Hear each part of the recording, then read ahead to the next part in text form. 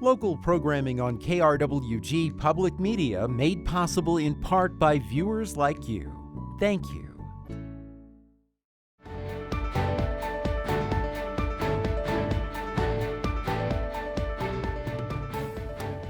Hello and welcome to Your Legislators. I'm Anthony Morneau. On this week's program, we are speaking with New Mexico District 31 Democratic State Senator Joseph Cervantes. Senator Cervantes chairs the powerful Senate Judiciary Committee, and he joins us now to talk about the legislative session and the many issues facing our state. Senator, I want to thank you so much for joining us. Great to be with you, Anthony, and all your listeners.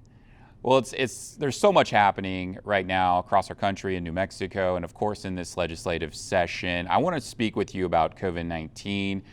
Big news this week, Texas Governor Greg Abbott removed the state's mask mandate and allowed businesses to open up 100% at capacity in businesses there. Of course, your district borders Texas and is very close to the Texas and Mexico border.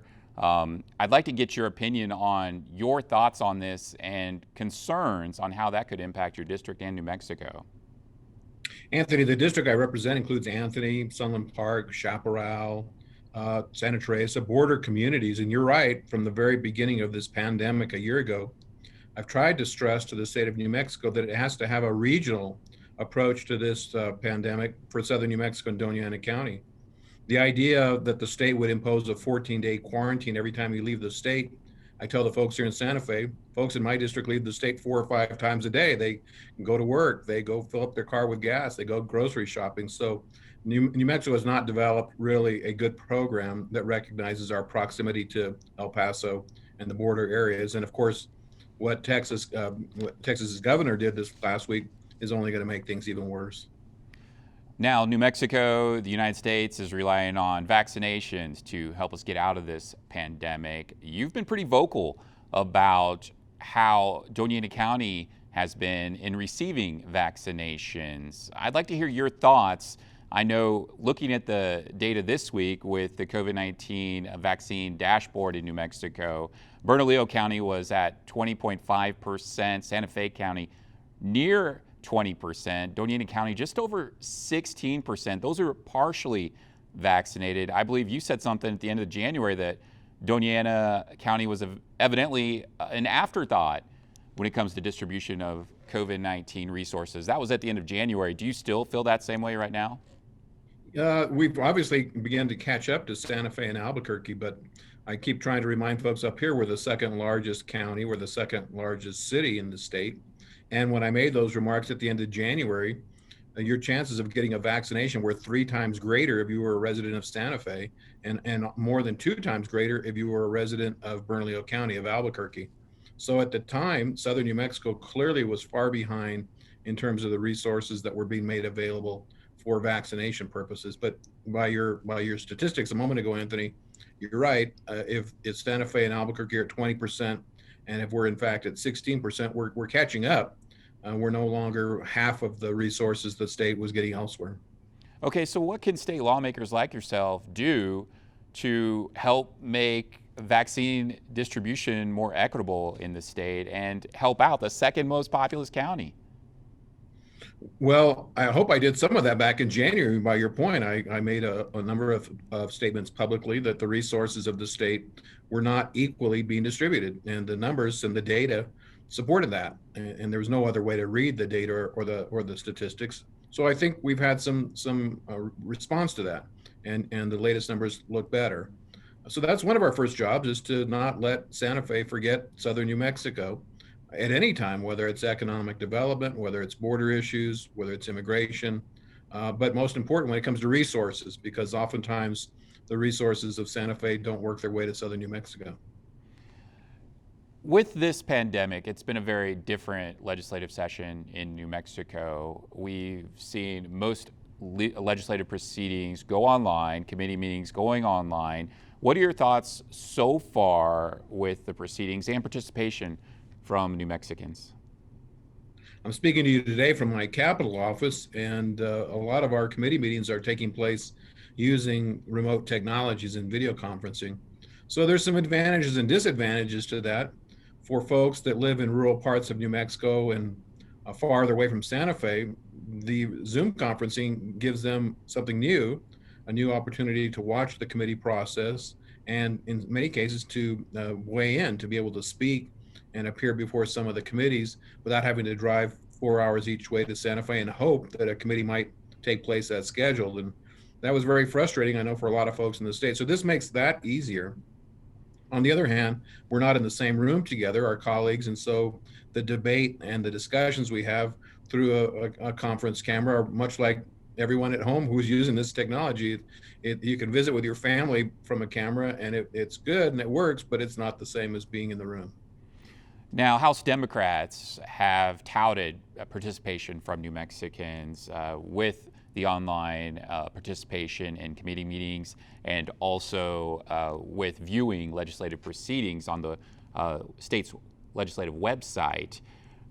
House Speaker Brian Egolf has said that Zoom capabilities aren't going away with participation in committee meetings because of what they say is high participation. What are your thoughts on that? Do you think it's helping? I do. We have to recognize, even some of us who are a little bit older here in the legislature, the times are changing and the way that people access information and data is changing a great deal too. So we're in the last few years, we're webcasting the Senate proceedings on the Senate floor. That's a good thing for the voters to be able to see. The committee process is a good thing for folks to be able to see and participate in easily. We're going to have to adjust the way we run our committee meetings. I'm running the Senate Judiciary Committee, where most of the bills now come in the later days of the session. They come to our committee, and we'll be meeting on Saturdays and Sundays in late hours using the technology and invite folks to watch us do our work.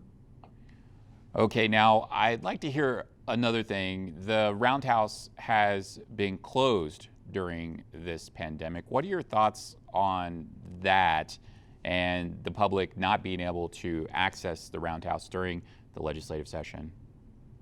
It's disappointing, and we miss having the citizens of New Mexico and oftentimes school children and classes and many visitors from all walks of life coming to spend time with us here in the Capitol. We miss all of that.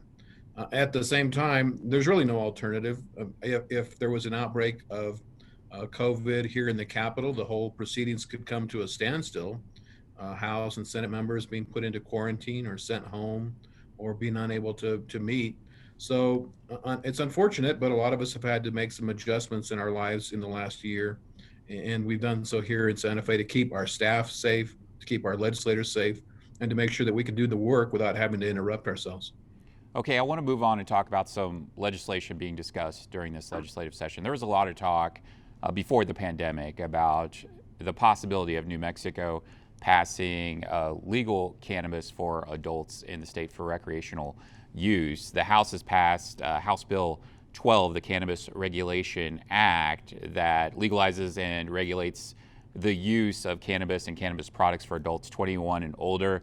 Now, this bill is going to impose a 8% tax on all cannabis sales and establish guidelines for licensing. And economic projections with this bill are around $318 million in the first year alone. Can I get your thoughts on this bill? I know the legalization of marijuana, efforts to legalize it, legislation was stalled last year in your committee. What are your thoughts on this bill actually getting heard in your committee and voted on, and do you support it? I begin by noting that I've long advocated treating drug use and even drug abuse other than in the criminal justice system. So I sponsored and passed the law that took marijuana, for example, out of the criminal code. Nowadays, small possession of marijuana amounts is only a fine rather than any kind of a crime, or there's no prosecution or court or jail alternative. So I want to be clear that I see the marijuana in that context. But what your viewers really need to understand is this is all really about money. And last year when the bill came before the legislature, I worked hard to defeat it because what it was really doing was giving a few licenses to a small group of people who stand to profit hundreds of millions of dollars. And that's been my concern all along, is that we're not just creating a legal cartel by which people can make a great deal of money by being exclusively the people that can produce it, manufacture it, sell it, and distribute it. And that's what a lot of the law so far has been. And I've opposed that. I don't think that that's a healthy alternative to what ails New Mexico. I also recognize that in this day and age, New Mexico's problems are poverty, education, and crime. And I don't think that making marijuana more accessible, more free in our society right now is going to solve any of those problems. I don't think it's going to make crime better. I don't think it's going to improve poverty or employment issues. And so I continue to have a great deal of reservation as to whether New Mexico is ready for having marijuana available on every street corner. So you don't support any of the bills being proposed with legalizing marijuana, is that correct? I can't really say that. You referred to a bill. I referred to House Bill 12. Now, you mentioned that this could only favor the big companies that are involved in the industry, but it would allow New Mexicans to grow up to 6 mature cannabis plants as well for themselves for so that's something right there where you're not just going to have to go to, for example, a major provider that we've already seen across the country and what some have criticized Colorado for implementing as well. So there is some different approaches with legislation being proposed. So if I'd like to hear if you do support the legalization of recreational use of marijuana, and what would you have to see to support something with that? You've referred to the one bill right now coming over in the Senate and probably coming to the committee that I chair. There, at least right now, are 3 or 4 bills that are still live. So even as we approach really our last 2 weeks of a 2-month session, there's still a great deal of movement in terms of what the final bill may look like and what the provisions may include. So to your question, what will it take? Well, I'll have to see what those final provisions look like, but I won't support a bill that really just is intended to make the insiders a lot of money. I'll tell you, the last session, there were probably 20 lobbyists hired by the industry insiders. This is a big money deal. And you said that it might, or projected to bring $318 million to the state. That's possible. But we heard the same thing about hemp for the last 4 or 5 years. We deregulated, made hemp available, and you just need to look around and see what the results of that policy were. Well, there was a lot of criticism with hemp that New Mexico got into the game too late. That was a strong criticism from a lot of folks. Now, you mentioned the bills in the Senate side. We got Senate Bill 13. Cannabis sales will be taxed at 20%, with 65% of revenue going to the state and to local governments. Now, this would prohibit non-medical cannabis patients from growing marijuana for personal consumption. We got Senate Bill 288. That would be a 2% tax would be implemented on top of the gross receipts tax. This allows cities and counties to impose additional 2% option on that Senate Bill 288. And then, of course, there's Senate Bill 363 with a state tax of 9%, where cities and counties able to impose an additional 3% tax on top of that. Now, I know there's a lot of debate on how much it should be taxed, and some are concerned that it's going to be taxed too much and could possibly encourage the black market from growing and continuing to exist here in New Mexico with this issue. So I'm just kind of curious on this, because this issue lives or dies in your committee. It's up to you whether this thing gets heard. So are you going to hear any bills related to the legalization of recreational use of marijuana? I expect that I will set a hearing on 1 or more bills, Anthony. And will it get a vote? Will it get a vote? I believe it will. I do believe it will. It's my responsibility as a chair to shepherd the bills into the committee, to give them a fair hearing, and I think they'll get a vote. I'm impressed, first of all, that you're keeping them all straight, but your explanation of each of those bills is really only the beginning of the differences between them. The last bill we got last year was about 80 pages long, and has all sorts of criminal justice and licensing, serving, premises, production, licensing. All of those things are in something like these very exhaustive bills. But you're keeping them straight, and good for you.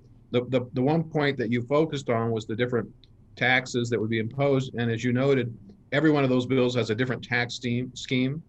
Every one of those bills directs the money to a different source, whether it's local governments, the state, the general fund. So by your explanation of the bills, you're getting it. This is all about the money. It's really not about legalizing marijuana, making it available. The fact is that we have 100,000 people in our state already receiving medicinal marijuana. I've decriminalized. It's out of the criminal justice system. This really, in the end, is about money. Who's going to make it? Who's going to get it? And who's going to keep it? Well, since you bring that up, I mean, it is about money. You have a strong history, family history with agriculture, so you understand how the industry works. Are you concerned that if marijuana is legalized, that it's going to take away money and research from traditional agriculture that has been focused on New Mexico, like chili, pecans, and dairy? No, no, I'm not concerned about that at all. You said I'm familiar with the industry. You're right. We're a longstanding Doña Ana farming family, but you're right. We grow pecans and chili and the things you're talking about. We're not in the marijuana business. Frankly, our family and I know most of the local growers in southern New Mexico. I don't hear any of them seriously thinking about growing marijuana.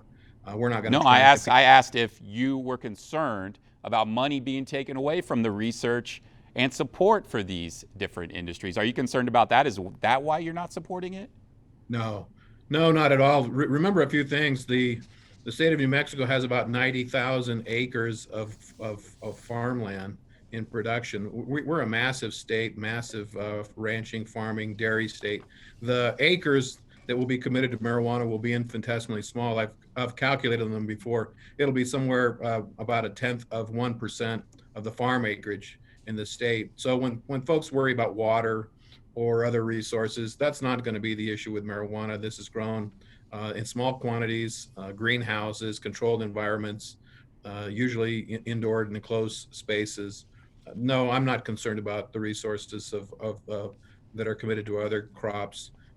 And a very large economy, a very large agricultural economy, is not going to be eclipsed by what will be ultimately and comparatively a very small industry. Okay, I appreciate you sharing your perspective and thoughts on this issue. I want to move on and talk about another issue that you've been vocal about, one of the few lawmakers that have been vocal about this issue, and that is Spaceport America. Of course, news broke this week that their interim director, Scott McLaughlin, has been named new director.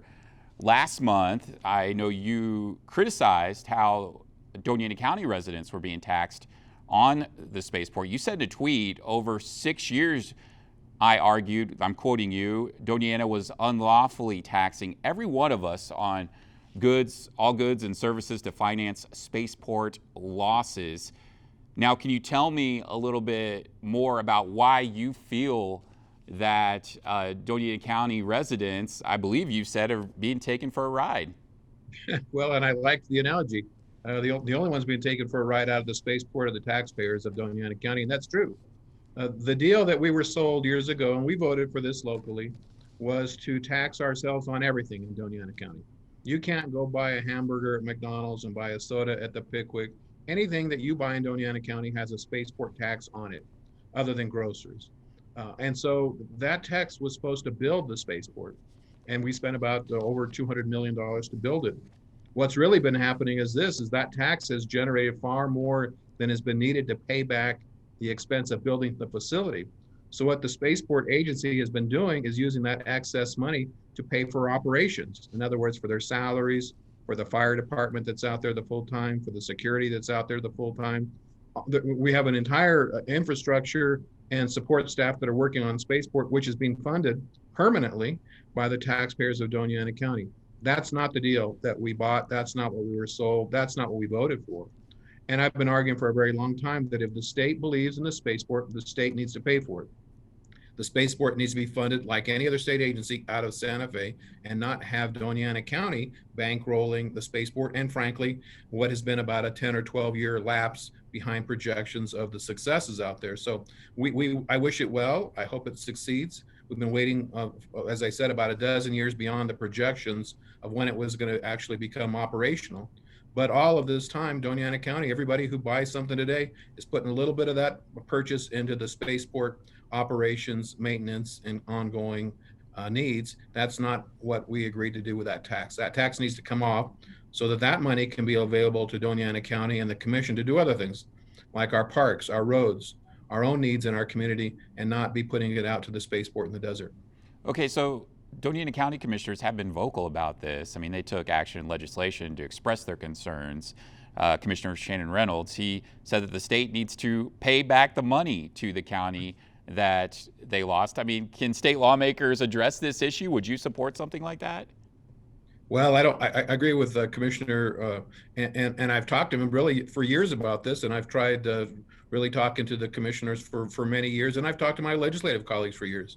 I've opposed this for years because taxpayers of Doñana County shouldn't be having to pay for the daily ongoing operations of the spaceport. If it succeeds or fails, Doñana County shouldn't be the ones holding the bag. And when we agreed to build a facility, and that's it, nothing more than that. So I'm glad the commissioners are now beginning to get active. They have the authority to put an end to this. They should. We should pay off the cost of building the facility as we agreed to do, and then the state should begin to fund and finance Spaceport like any other agency of our state, and not have Doñana County essentially shouldering the risk and the burden of doing so. We were promised a great deal of economic activity. Everybody remembers the Rocket Racing League and all of the many things that we were promised that were going to come with Spaceport. The economic benefit to the state doesn't warrant the fact that we're paying for it every day.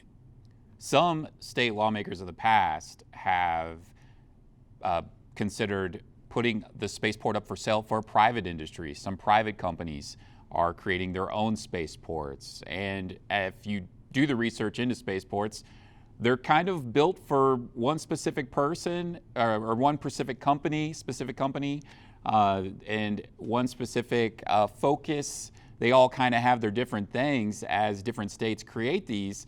And of course, private companies are creating their own. So would you support legislation to sell the spaceport to a private company?